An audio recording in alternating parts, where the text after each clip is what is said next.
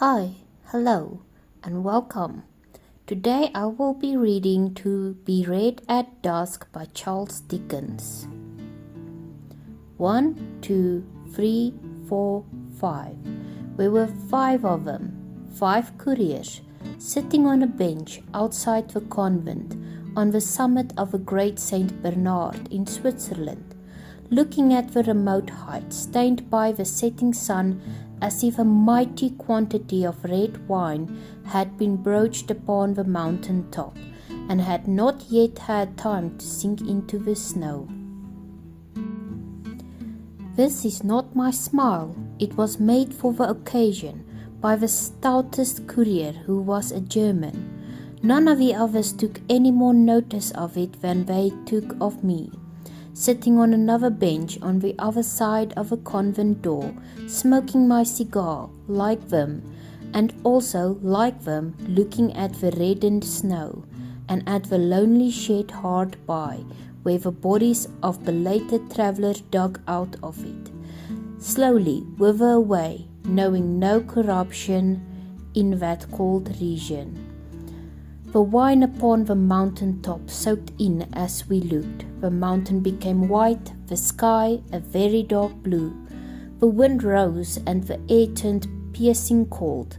The 5 couriers buttoned their rough coats, there being no safer man to imitate in all such proceedings than a courier. I buttoned mine. The mountain in the sunset had stopped the 5 couriers in a conversation. It is a sublime sight, likely to stop conversation. The mountain being now out of the sunset, they resumed.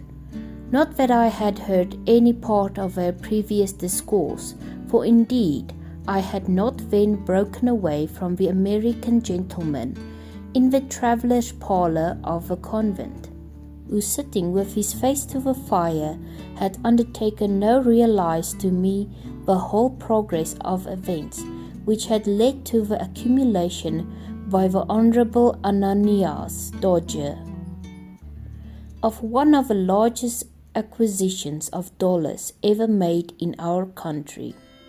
"My God," said the Swiss courier, speaking in French, which I do not hold, as some authors appear to do, to be such an all-sufficient excuse for a naughty word, that I have only to write it in that language to make it innocent. "If you talk of ghosts—" "But I don't talk of ghosts," said the German. "Of what then?" asked the Swiss. "If I knew of what then," said the German, "I should probably know a great deal more." It was a good answer, I thought, and it made me curious. So I moved my position to that corner of my bench which was nearest to them, and leaning my back against the convent wall, heard perfectly without appearing to attend. "Thunder and lightning," said the German, warming, "when a certain man is coming to see you unexpectedly, and without his own knowledge, send some invisible messenger to put the idea of him into your head all day. What do you call that when you walk along a crowded street at Frankfurt, Milan, London, Paris, and think that a passing stranger is like your friend Heinrich, and then that another passing stranger is like your friend Heinrich, and so begin to have a strange foreknowledge that presently you'll meet your friend Heinrich, which you do, though you believe him at Trieste. What do you call that?" "It's not uncommon either," murmured the Swiss and the other 3. "Uncommon?" said the German. "It's as common as cherries in the Black Forest. It's as common as macaroni in Naples.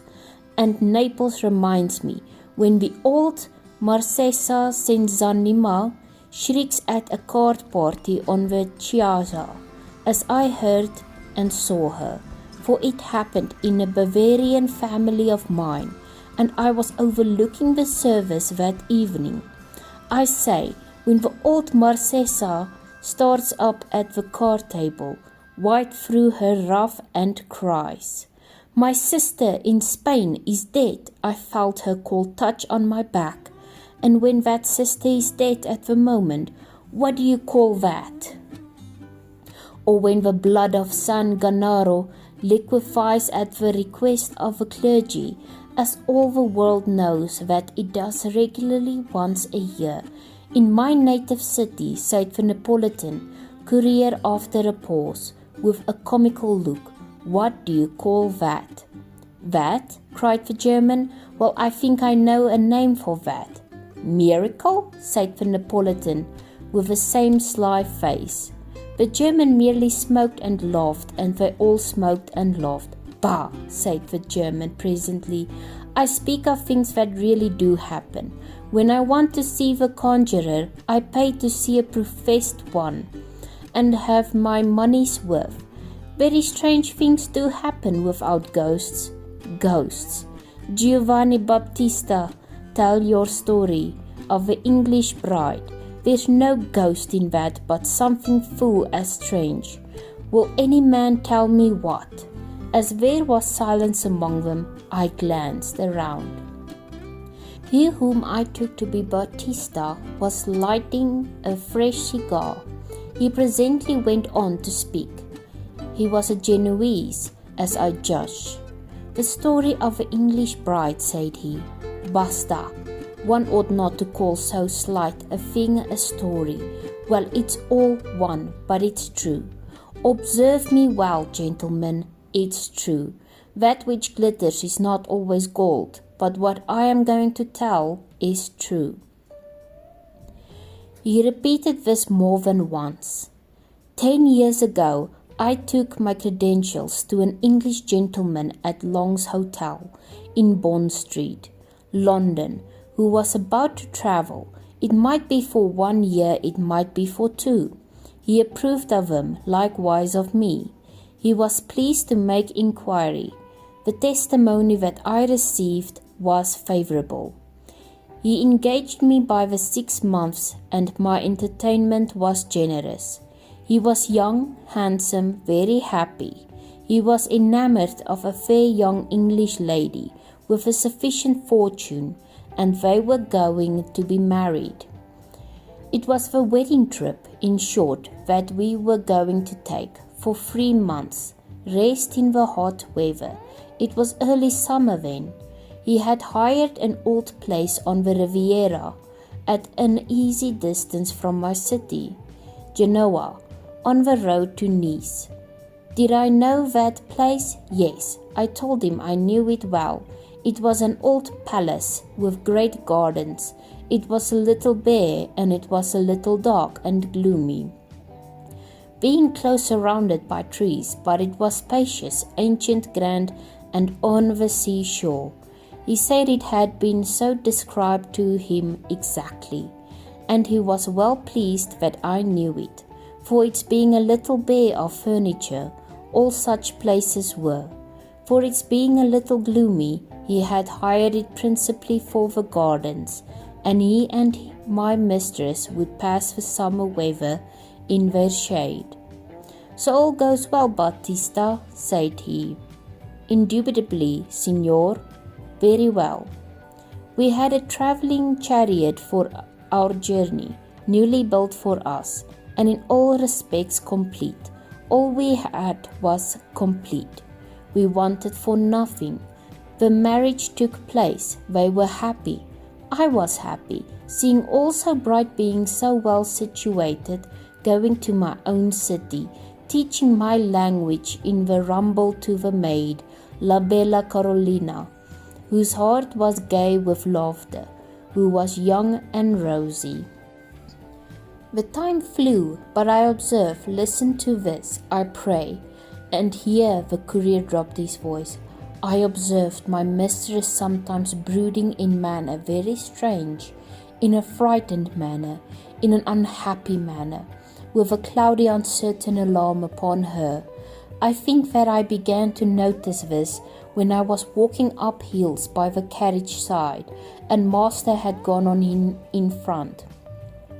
At any rate, I remember that it impressed itself upon my mind one evening in the south of France, when she called to me to call master back, and when he came back and walked for a long way, talking encouragingly and affectionately to her, with his hand upon the open window and hers in it.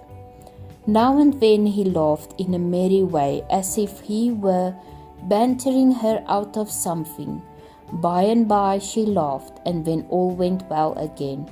It was curious. I asked La Bella Carolina, the pretty little one, was mistress unwell? No. Out of spirits? No.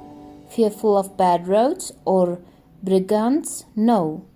And what made it more mysterious was the pretty little one would not look at me in giving answer, but would look at the view. But one day she told me the secret. If you must know, said Carolina, I find from what I have overheard that mistress is haunted. How haunted? By a dream? What dream?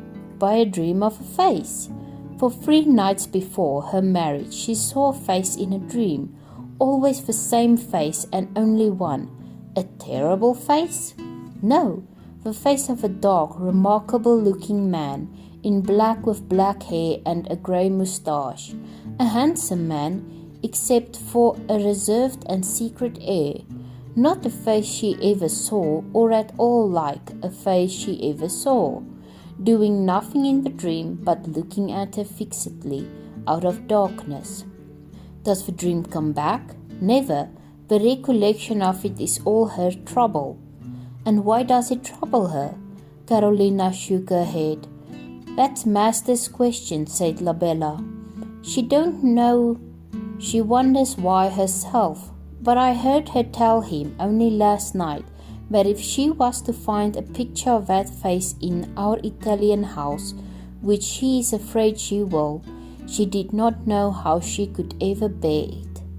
Upon my word, I was fearful after this, said the Genoese courier, of our coming to the old palazzo, lest some such ill-starred picture should happen to be there.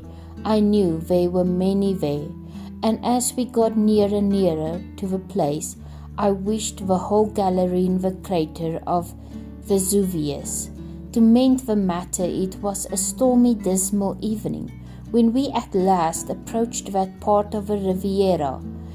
It thundered, and the thunder of my city and its environs, rolling among the high hills, is very loud. The lizards ran in and out of the chinks in the broken stone wall of a garden.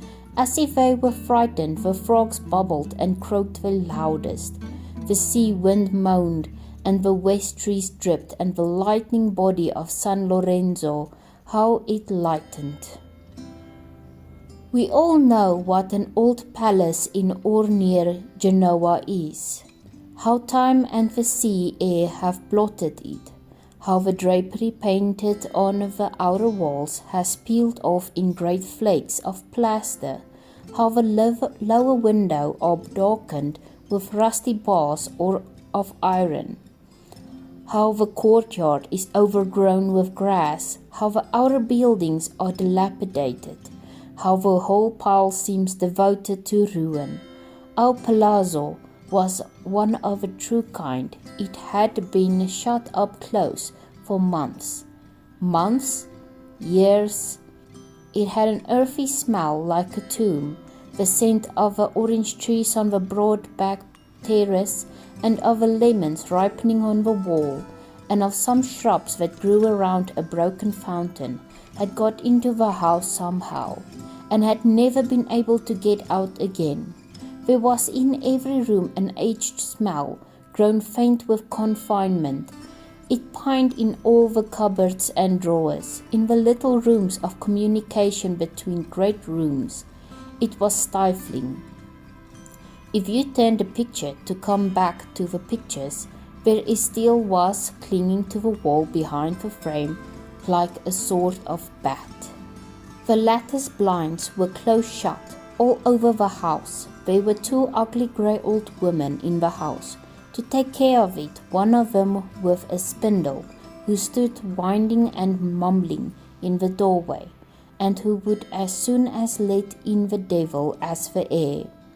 Master, Mistress, La Bella Carolina, and I went all through the palazzo.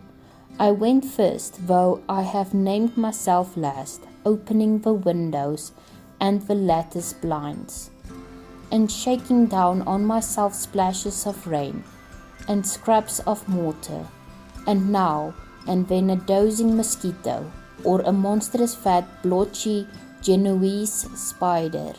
When I had let the evening light into a room, Master, Mistress, and La Bella Carolina entered.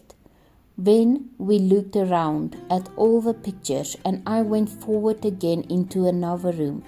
Mistress secretly had a great fear of meeting with a likeness of that face. We all had, but there was no such thing.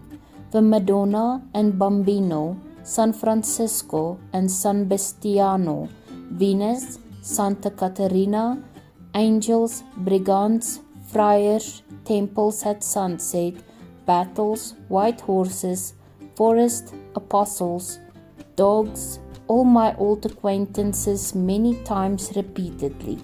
Yes, dog, handsome man in the black reserved and secret, with black hair and grey moustache, looking fixedly at mistress out of the darkness. No.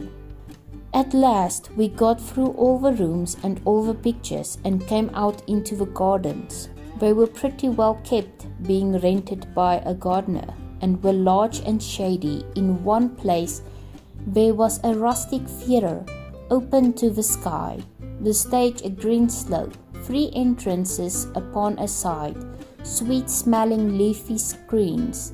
Mistress moved her bright eyes even there as if she looked to see the face come in upon the scene, but all was well.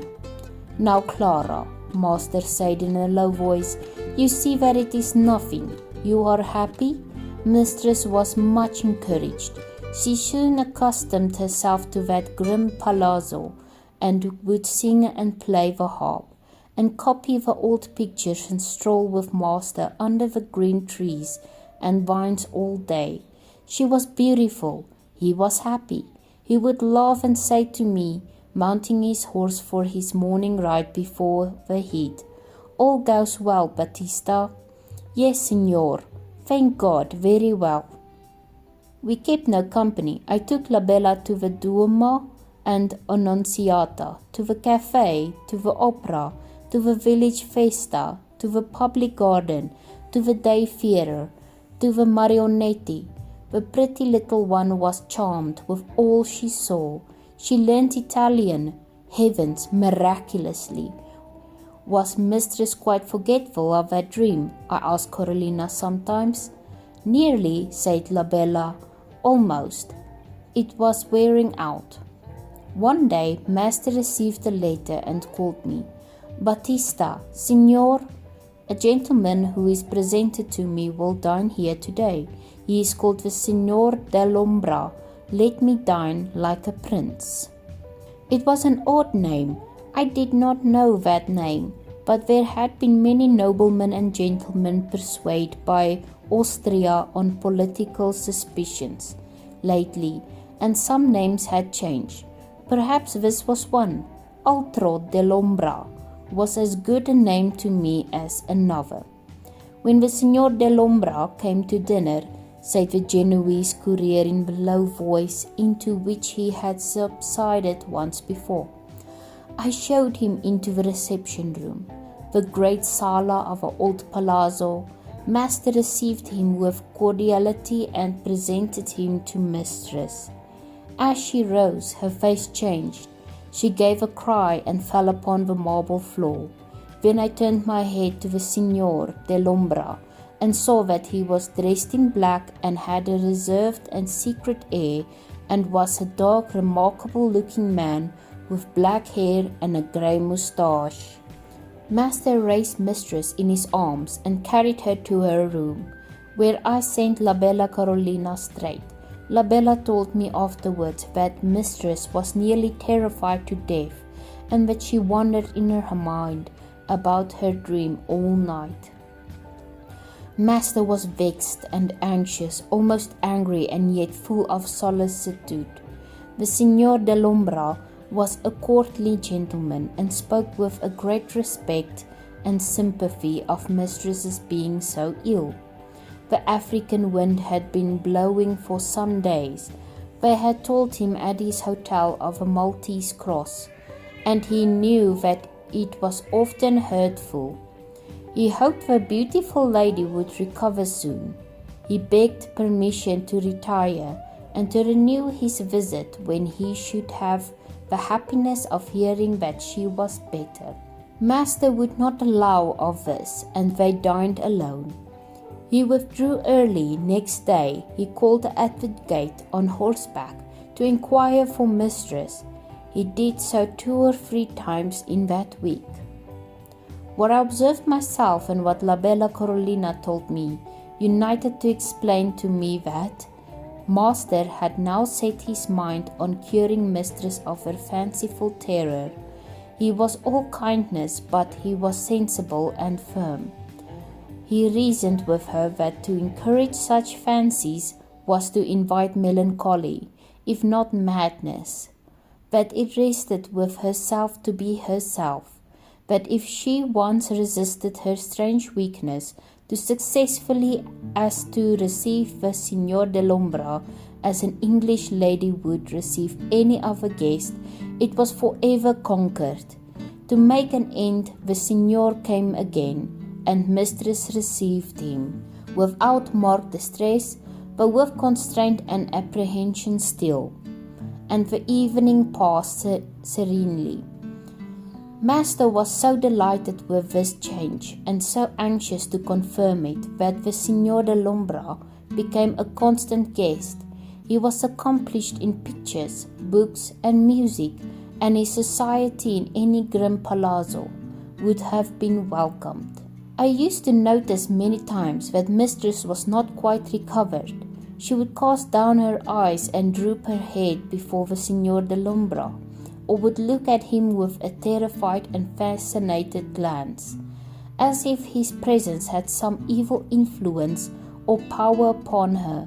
Turning from her to him, I used to see him in the shaded gardens of a large half-lighted sala, looking, as I might say, fixedly upon her out of darkness. But truly, I had not forgotten La Bella Carolina's words describing the face in the dream. After his second visit, I heard Master say, "Now see, my dear Clara, it's over. The Dellombra has come and gone, and your apprehension is broken like glass." "Will he ever come again?" asked Mistress. "Again? Why, surely, over and over again. Are you cold?" She shivered. "No, dear, but he terrifies me." "Are you sure that he need come again?" "The surer of a question, Clara," replied Master cheerfully.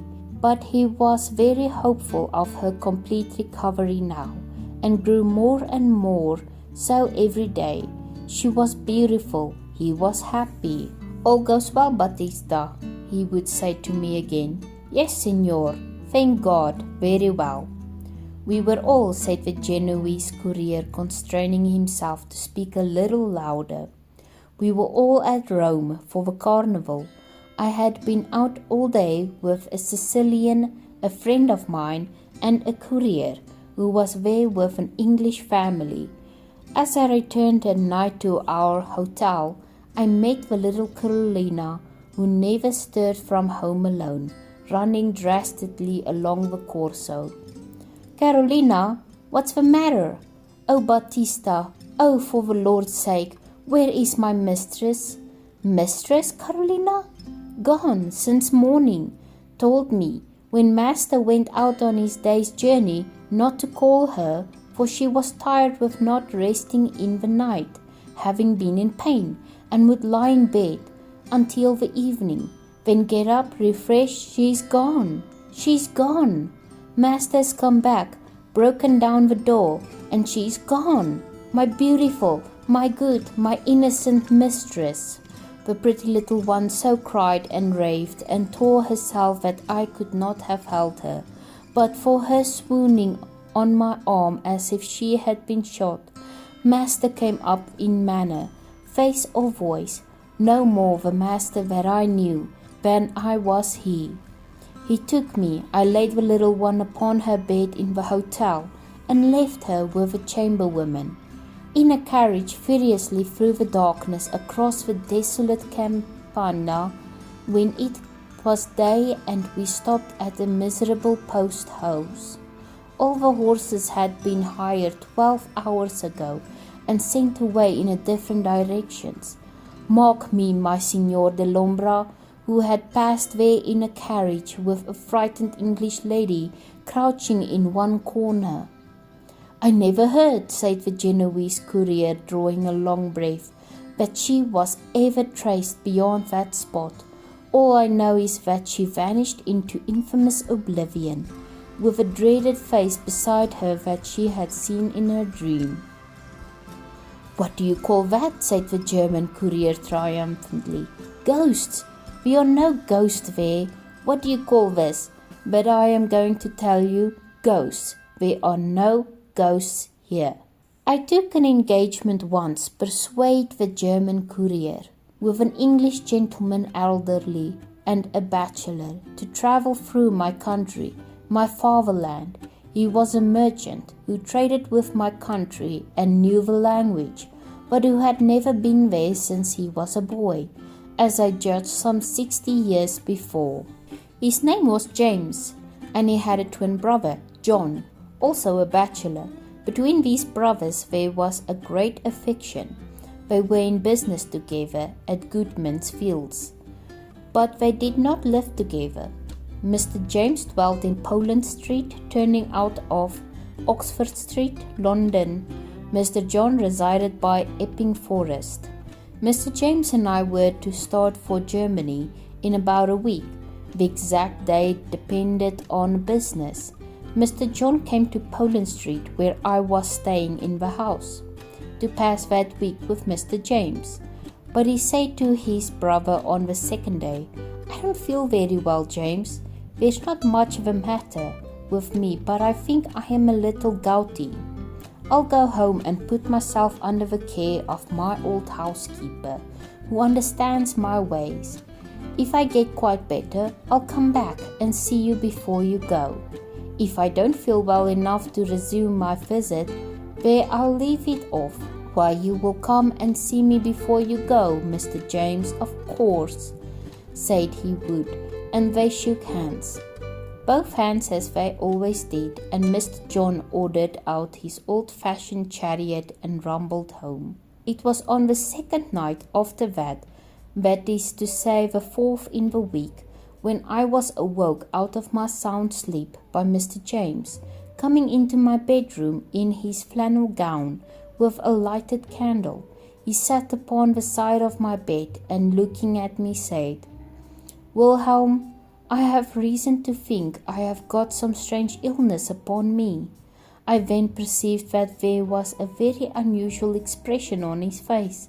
Wilhelm, said he, I am not afraid or ashamed to tell you what I might be afraid or ashamed to tell another man. You come from a sensible country where mystery things are inquired into and are not settled to have been weighed and measured, or to have been unweighable and unmeasurable, or in either case to have been completely disposed of. For all time, ever so many years ago, I have just now seen the phantom of my brother. I confess, said the German courier, that it gave me a little tingling of the blood to hear it. I have just now seen, Mr. James repeated, looking full at me that I might see how collected he was. The phantom of my brother, John. I was sitting up in bed, unable to sleep, when it came into my room in a white dress, and regarded me earnestly, passed up to the end of the room, glanced at some papers on my writing desk, turned, and still looking earnestly at me, as it passed the bed, went out the door. Now I am not in the least mad, and am not in the least disposed to invest that phantom with any external existence out of myself. I think it's a warning to me that I am ill, and I think I had better be bled." "I got out of bed directly," said the German courier, "and began to get on my clothes, begging him not to be alarmed, and telling him that I would go myself to the doctor. I was just ready when we heard a loud knocking and ringing at the street door. My room being an attic at the back, and Mr. James being the second-floor room in the front, we went down to his room and put up the window to see what was the matter. "Is that Mr. James?" said a man below, falling back to the opposite side of a way to look up. "It is," said Mr. James, "and you are my brother's man, Robert." "Yes, sir, I am sorry to say, sir, that Mr. John is ill. He is very bad, sir. It is even feared that he may be lying at the point of death. He wants to be seen. He wants to see you, sir. I have a chaise here. Pray come to him. Pray lose no time."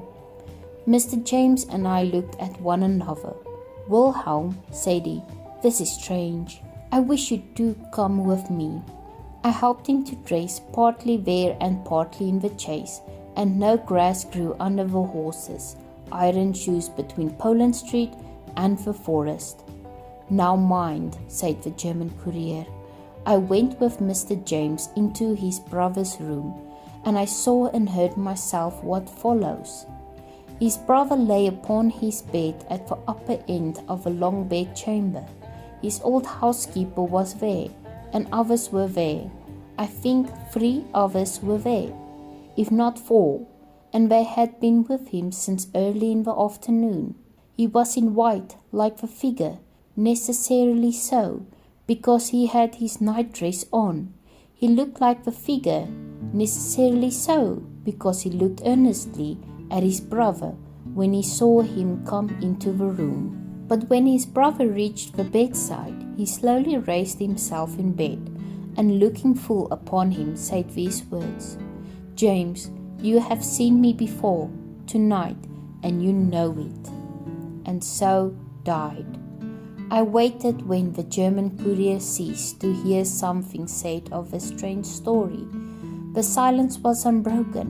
I looked round, and the 5 couriers were gone, so noiselessly that the ghostly mountain might have absorbed them into its eternal snow.